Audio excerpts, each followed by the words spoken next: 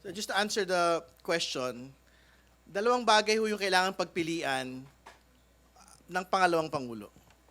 Kung ito ho yung pag-uusapan natin. Una, kung totoong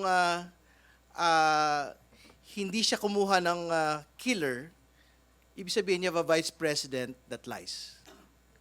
Hindi ba?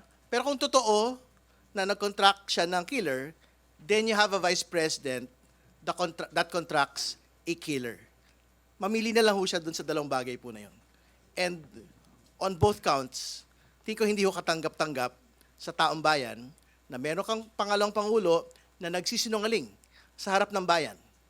O pangalawang Pangulo na kumukuha ng mamamatay tao.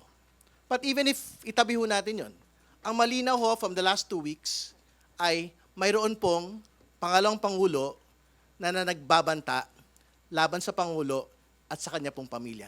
Katanggap-tanggap ba yon sa taong bayan? Tingin ko po, hindi rin po ang sagot doon. Kung Terry, para ba siyang yung nangyari kay Senator Marcoleta na parang dininay niya na campaign donations pero pasok naman sa plunder. Parang kahit anong mangyari, meron siyang impeachable offense na ginawa.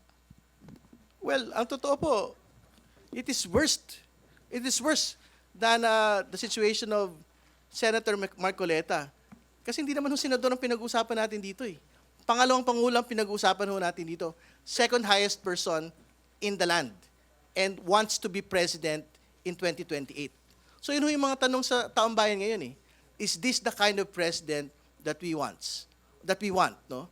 First, a vice president that lies, or a vice president that contracts a killer, and lastly, a vice president that threatens the president, hindi ba, and his family. So, yun lang ho.